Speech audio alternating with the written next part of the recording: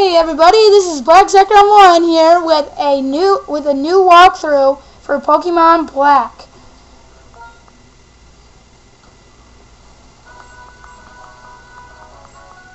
So I just now decided on doing a walkthrough just because I felt like it. And the reason why I'm able to do this walkthrough is because my friend, one of my best friends, let me use his game to make this walkthrough with. So you gotta hand it to him.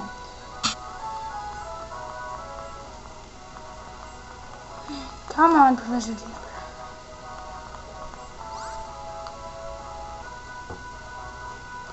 Well, I'm pretty sure I'm a boy. Okay.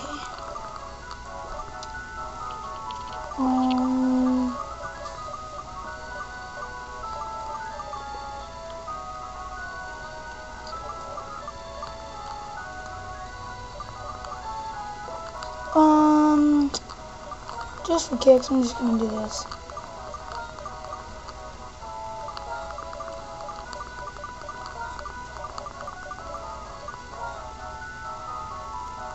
Oh, shit, that won't work. How about actually, this might work.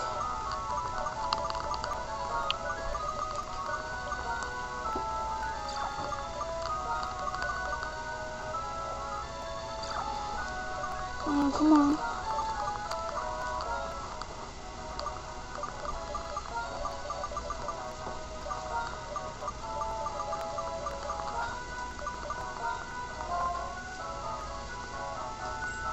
And if some of you are not very smart enough to figure out what that actually means, that stands for Black Zekrom.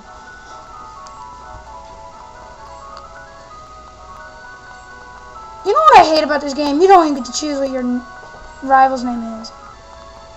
So it's not even fun.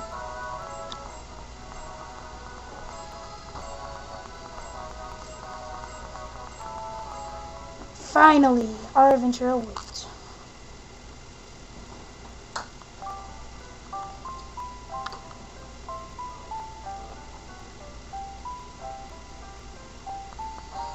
Okay, that's just kind of creepy. Why is the professor walking into my house? Why can't I go and get them from you? Okay, what do you want, Sharon? By the way, that is one of your rivals, Sharon. This is Bianca,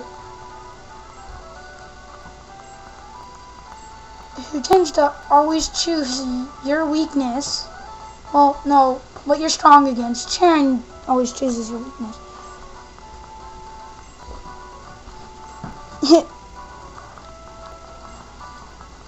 Why are you saying that's a bad thing for me to go first? You're just gonna choose my weakness, so why does it matter? I don't want to read that. Basically, it's just saying it's a gift from me from Professor Juniper. This is Tepig. He is basically another firefighting type, just like Infernape and Blaziken. Honestly, doesn't learn that many great fighting type attacks. He's mainly just fire, which turns out in this game, you can actually get a lot of fire type physical attacks. But honestly, I don't think it's the greatest. And then we have Oshawott, which is a water type. Primarily, you could say it's kind of good, but in this choice, it's probably not the best Pokemon to go with probably in this game, just because just the type it has, and it just doesn't learn overall the greatest moves. And then there is Snivy, probably one of my favorite Pokemon for a starter, because he is super fast, and oh my gosh, honestly, he can learn a lot of the physical attacks, and just can downright destroy your opponents. So I'm going to be choosing Snivy, like always. Downside to choosing Snivy is that you're going to be weak against some of the very weak, actually, against some of the gyms. So basically, you're going to have to choose your team wisely. But then it also makes it to where Sharon has probably one of the more damage. Like, he gets to, like, the starter with the most, that can deal a lot of damage. And then Bianca, she always gets stuck with the worst, which is kind of funny. Now, I know some of you would probably be commenting, oh, so what is it that bad? But that's just my opinion. So, you don't have to go, like, completely nuts on me. And first, you always face Bianca in your room, which is probably the dumbest decision in any of a character's choice. Because honestly, if you ask me, well, you'll see afterwards. But Lear actually lowers your opponent's defense, as you can see, which is actually pretty smart to do in some of these battles, because then you can get more damage off, mainly because everybody starts off with a physical attack. And they're going to be doing Tail Whip, which is going to be the equivalent of Lear, but for Oshawott. And of course he's just going to keep using it like an idiot, like most AIs are. And we took down Bianca with ease, like we will all the time. Oh, well, AI, some of you don't know though, it just means it's basically the computer. And that's what happens when you have a Pokemon battle in a room. It gets totally destroyed. Good job, Bianca. Good job. Make the dumbest decisions. Yeah, at least Sharon knew what happened. And Bianca's gonna go, oh, my bad. And she doesn't even know what's going to happen. That just shows how dumb she is. And Sharon, throughout this all this walkthrough, he's going to be constantly healing your guys, probably before almost every fight you do, which is kind of dumb, considering he's going to be fighting you. And now we're like this. Now he's fighting us, and he just healed us. It's probably not the smartest idea. You're trying to fight somebody, but I guess it's kind of generous, but still.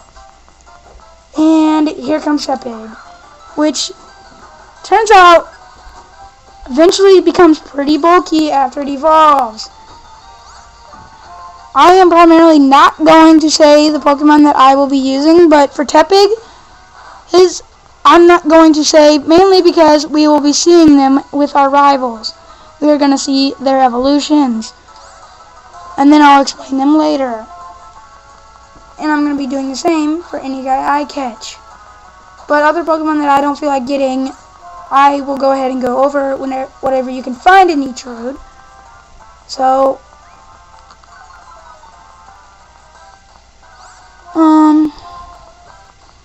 that's about it.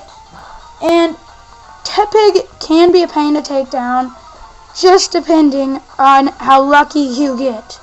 I'm just going to be spamming Tackle, because doing any kind of Tail Whip to this thing doesn't really matter, because then it will start spamming attacks on you. Just like in the first game, just like in Fire Red and Leaf Green, by fighting your rivals, you actually do get a level up, unlike some of the other games. And our room is totally destroyed, and then they're just going to leave. What nice friends. Yeah.